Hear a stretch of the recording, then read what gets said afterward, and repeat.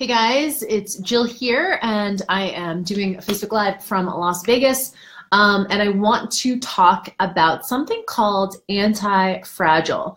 So I don't know, raise your hand, give me a thumbs up if you did my anti-fragile training in 2016. It was January 2016, and anti-fragile is actually the name of a book by a dude named Nassim Taleb, and I've actually never read the book. So I love the idea of being anti-fragile. I got the idea from my friend Dave Delanave, who was reading my tweets a couple years ago, and he said, you know, your stuff sounds very much like this dude's book, Anti-Fragile. And that's all I had to say. I love the concept, and I love the idea of pursuing what is uncomfortable as a means to get more resilient, more level-headed, more emotionally strong, and to take more action than you normally would. So the idea behind Anti-Fragile is that when we go through things, like when things come up in life, whether that's through relationships, career, personal development, loss, job, things like that, whenever those things come up, at that point, for having gone through those things, we have a chance to become out on the other side even stronger. So if you've read the book by Carol Dweck called Mindset, you are probably familiar with the growth mindset versus the fixed mindset. The fixed mindset says, life happens to me and all I can do is just endure. I have to just defend and I have to deflect, and I really don't have a lot of control. I just have to kind of survive what life throws at me. The idea behind a growth mindset is that we get to control how we respond to those things. So while I believe that we never get out of this life without being handed some challenges, whether that's in the realm of loss, breakups, deceit, health issues, that on some level we're always going to have those things. And so when it comes down to it, going through those things, there's actual utility in going through those things and becoming more resilient and becoming more emotionally strong and becoming more level-headed and things like that. So Anti-Fragile, I actually did not read the book. The reason why I did not read the book is because I love the concept so much that I didn't want to be influenced by reading the book. So today at Life AF, which is Danny J's event, it is a lot of money mindset, but it's also a lot of kind of like resiliency training, taking action when you don't feel comfortable. And so I got to talk about something that I normally don't get to talk about. It actually was the first time that I shared the story of leaving my marriage. We talked a lot of mindset, and as you guys know, I left my marriage about 2 years ago, 2.5 years ago now. And at the time, it was really scary. It was part of my identity, as many of you, I'm sure, have the experience of the person that you're with, or someone who's a close friend of yours, or a romantic partner, or even just a business partner. You kind of start to form your identity around that person. And I had a great marriage for a long time. And then a certain, kind of a bunch of things transpired that had me asking, do I want to stay or do I want to go? And that's tough. If you've ever dealt with something in relationships, or maybe you felt this in your full-time job, you wanted to leave a job and start your own business or career change, or losing a loved one, anytime you kind of go through something like this, there's always a choice, and neither choice is really awesome. And so today I talked about how to make those choices. And I want to run through really quick the 5 C's to becoming anti-fragile, or really just becoming resilient as fuck. The first is control. The first C is control, and we know this. If you're a recovering perfectionist like I am, we love to try to control things, don't we? We love to control how we're perceived, what other people are doing, what they think of us. We like to control outcomes, especially. We want to be attached to outcomes. We want to know exactly what's going to happen, especially if someone wants to lose weight or someone wants to build a business. We want to know, okay, if I just do A and I do B, that I'll get C. And it's so irresistible. We want to know beforehand. We don't want to do anything without knowing what the outcome is going to be. And I think we've probably all had enough life experiences to know that just life doesn't work that way. Whether you're trying to lose weight, build a business, there's always going to be ups and downs, and nothing is ever going to be linear, never going to be predictable as much as we want it to be. For me, doing a lot of cardio and a lot of exercise and a lot of kind of like strict meal planning and meal prep, and eating and getting up on stage was all about control. For me, exercise was a huge control mechanism. If I just did enough exercise, if I just ate clean enough, I would have the body that I needed to have in order to be accepted or to be seen as having a perfect physique or being worthy or being good enough. And that's a huge trap. And we can do this in business. We can do this in relationships. We can do this with our physique and with our body. And so control can be a huge trap. And really, a lot of stuff that we want to control, we just can't. Other people's perception of us, other people, what they do, what they say, their actions. The only thing that we're actually in control of is our actions and our attitude. So I like to say actions and attitude because it's A and A, but really it's about our perception of the world. So we get to choose how we perceive things. So if something happens to us, we might not get to control that, but we at least get to control our response. And to me, that's really freeing. And so it's about knowing what you're in control of and what you're not. And to me, the opposite of control is trust. I talk a lot about something called self-trust. To me, just another word for saying confidence. The confidence to know that whatever happens, that I got it. And that's a really freeing place to be. The ultimate in control is self-trust, knowing that you can go through heartbreak, you can go through loss, you can go through changes in your life, huge changes, and know that you'll come out on the other side okay. It's not gonna be fun, but you can survive it. And so self-trust is all about that. So to me, self-trust and control are opposites. And the more I trust that whatever happens, I can handle it, the less I need to control outcomes. And so things like control make me feel anxious. They make me feel urgent. They make me feel like I'm missing stuff. They make me feel fearful and scared. And when I feel scared, I play small. If I am operating in trust, I feel things like abundant. I feel ease. I feel comfortable in my skin. I feel authentic and things like that. And so the first C is trust, because I think it's important to know to delineate between what we can trust and what we can't. And the things that we can control, those are the things that we show up, and the things that we can't, we let go. And so it's just having that awareness at first, right? A lot of that's just kind of coming down to awareness. It's the first step. The second C is called choice. Second C is choice. And this is where the rubber meets the road, right? So control and trust are about awareness. It's like, okay, I have the awareness that that's not my business, that the way that person is acting, what they're saying, how they see me, that's not mine to control, right? So the first thing is about awareness. Second thing is about choice. This is like, okay, I have the awareness now. And now when I have a decision or a choice presented to me, what do I choose in that moment? This is like 10% of it, right? Like 90% of it's like the awareness. I'm aware of what I'm trying to control. I'm aware that I'm a perfectionist. I'm aware that I don't feel like good enough. I'm aware of my, self-limiting beliefs. But that 10% where the rubber meets the road, what will I choose? Will I choose what I've always done? Will I choose insecure, safe, comfort zone? Or will I choose discomfort, uncertainty, but a choice that's going to move me forward? So I'll give you an example. This is one of the examples I gave today, and this might be a little bit long, but I want to talk to you guys about this. So one of the examples I gave today during the talk was in 2013, it was early 2013, and I went on a week-long yoga retreat with two of my best friends, Nagar Fanuni and Jen Sinkler. And it was so that was in May of 2013, or March 2013. The previous December, there was we were all kind of coming up in our businesses and growing our personal brands, and there was a conversation on Twitter with a bunch of us, a bunch of kind of people who were in that space, and there was this talk of doing the yoga retreat. First of all, I don't do yoga. I don't have money to burn at a retreat. I don't travel, and if I travel, then I'm going to lose all my money that I would make personal training. And so everyone's like, hey, Jill, are you in for the retreat? This is in December. And I'm like, sure, sounds great. Knowing in the back of my mind, there's no way I'm going to say yes to that. I'm like, who do these people think I am? I'm not rich, whatever. I don't do that. That's not my lifestyle. And so I kind of forgot about it. Then 2 months later, it was in February, and I get an email from Jen Sinkler on Friday afternoon, and she says, hey, Jill, everyone else backed out of the yoga retreat, but Nagar and I are going, and we still need a third person for our 3-person cabin or whatever it was, right? It's a triple. We still need a third person. You have to let them know by Sunday, and it's $1,000. So this is a Friday, and this is 2 days later. I have to cough up $1,000, which I did not have, by the way, just laying around, to go to do something that I don't do, yoga, for hours and hours every day with 2 people I've never met in real life, and take time away, a whole week away from my personal training schedule, which I would lose that money. You guys know, time for money. If you're not there, you don't get paid. So I was like, is she crazy? I can't just do that. And then I thought about it, and I was like, this is something I would never say yes to. This is something I would never, ever say yes to. In fact, I've turned this exact kind of opportunity down multiple times for all the reasons. I don't do yoga. I suck at yoga. I've never met these people. I don't go to Sedona. I don't take time off. I don't travel. It's not what I do. I don't pay $1,000 for something out of my pocket. Are you crazy?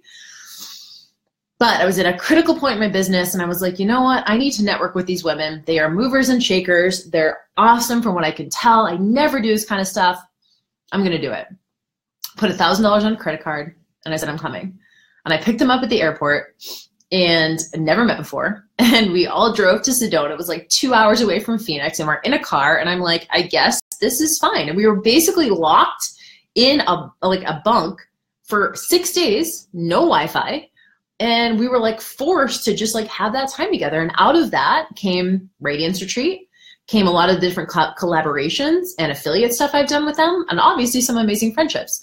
If I had never said yes to all the list of things that made me feel so uncomfortable, then I would never have moved my business in that direction, right? And so we helped each other do that.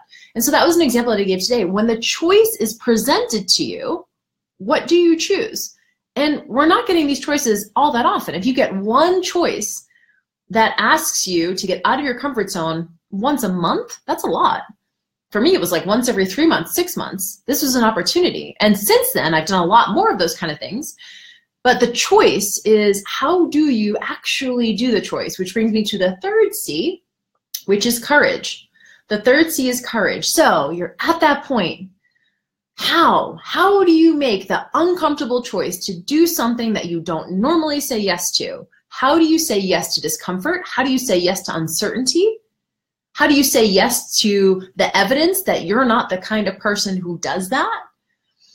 And the answer is something that I use as a tool called practical pessimism. I think I've talked about this several times before. Practical pessimism is a term that I got from Tim Ferriss, and it basically says, what's the worst case scenario? Let's like mentally go to worst case scenario. And if that transpired, what would I do? Could I handle it? And as a recovering perfectionist, that felt really scary to do because I didn't like thinking that things couldn't go right? That felt really pessimistic. I was like, I can't even think about things going wrong because if it does, that means I'm not good enough. But practical pessimism is a productivity tool. It's a thing that allows for you to see all the angles. What could possibly go wrong? What if this happened? What if this happened? You can actually look at all the potential outcomes and in your mind go to that place and go, okay, if that transpired, what would I do? What could I do? What's one step, one thing I could do to get back to baseline? So go to worst case. I don't know, if you're scared to spend money, you're scared to invest in your business, you're scared to leave a full-time job. If you end up, what's the worst thing that can happen? You end up on the street, you're broke, you have no money, you can't pay your bills. What would you do? What would you do? It's not fun. It's not awesome. We don't want that to happen. I'm not praying for that to happen. What would you do? Could you call a relative? Could you sleep on a friend's couch? Could you borrow money? Could you take out a loan? Could you create an online product? Could you do something to make it work? It wouldn't feel good, but you would survive. And so practical pessimism says, okay, I'm going to harness the courage to do the thing that's scary because I see all the angles now. And I know that even if the worst thing possibly happened, that I would have something to do. I would have a step I could take. I would have something I could do. And so when you have that, you go, okay, it gives you the courage you need to do the thing that's tough.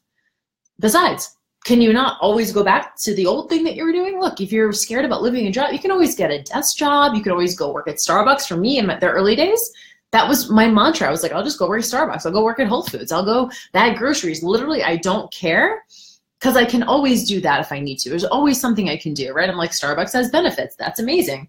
So there's always something you can do. And I think I find safety in knowing that the old way is always going to be there. You can always go back to that. So why not try something new? And when you do, you gain the fourth C, which is competence. Competence is a show of evidence that you did something. So when I went to Sedona, I hate yoga. Well, I don't say I hate it. I don't do yoga.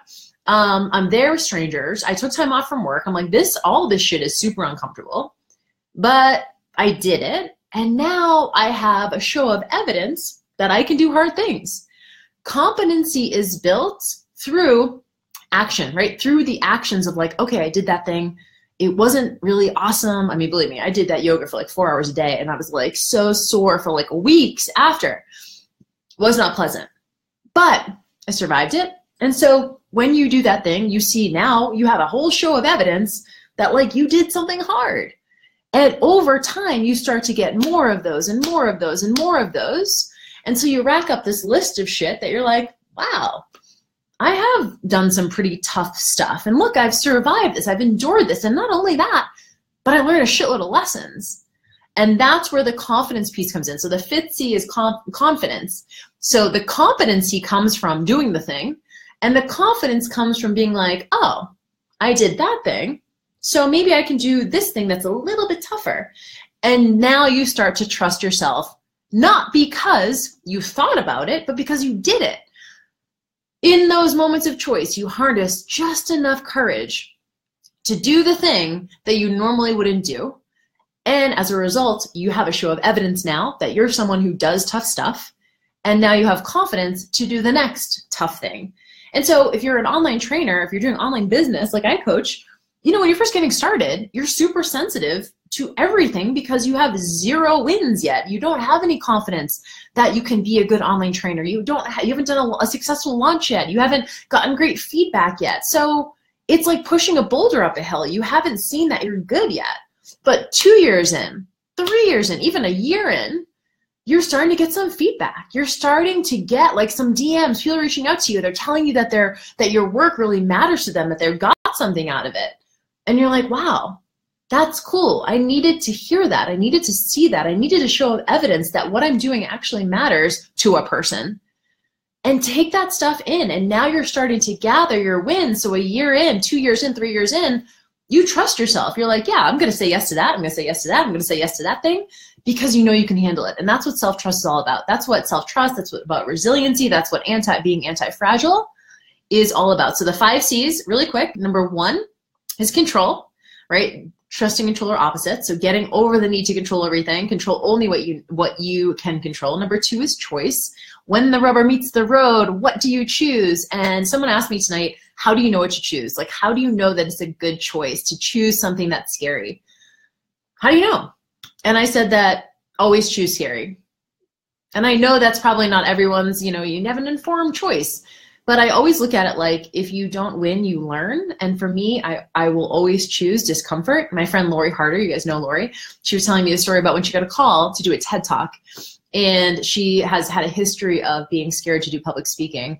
And someone called her and said, we want you to do a TEDx talk. And she got on the phone with them and she's like, yes, I'll do it. And put the phone down, like ran away. So it's basically like, say yes before you have any more time to overanalyze it. Put yourself on the hook. And when you're you're like, oh my God, I'm so fucking terrified. And by the way, you're scared all the way up to the moment that you do the thing. And then you get through it and you're like, wow, I did a TEDx talk, or I spoke at this event, or I put something vulnerable online, or I launched a program. And so that's where the third thing comes in, which is the courage, right? The courage to actually do that choice. So my advice is to always do the tough thing. I know that people have different schools of thought on that. Maybe you should have more informed choices. I don't think so. I think you should just chase the discomfort. That's what anti-fragile is all about. Just chase the discomfort. If it's moving you forward, if it's something different, and timing matters too. So like I said, I turned down the opportunity to go to Sedona, those kinds of opportunities dozens of times. But it was just the timing was right for that thing that I was like, you know what, fuck it. I'm gonna do this. This is something I would never do. I'm gonna do it. $1,000 credit card, and it has paid me back so much, just not even in money, but actually just in like resiliency points or life lessons, mindset shifts, things like that. And so the fourth thing is competency. Competency is when like you just do the thing. Competency is like, okay, I'm an action taker. I had the full experience. And now as a result of having the full experience, I am more confident, which is the fifth C. Okay, so quick, control, choice, courage, competency, and confidence.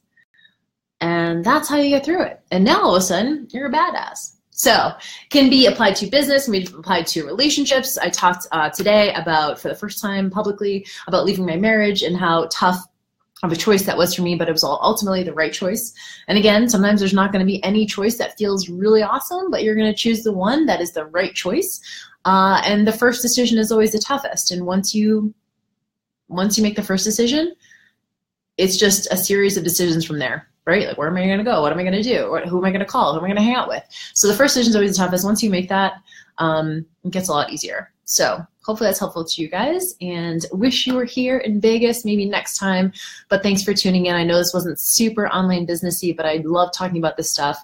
And I will post the anti-fragile trainings below in the comment section, so you guys can check out the anti-fragile trainings if you want more of this kind of stuff. All right, that's it. Hope you guys have a great night. I'll talk to you soon.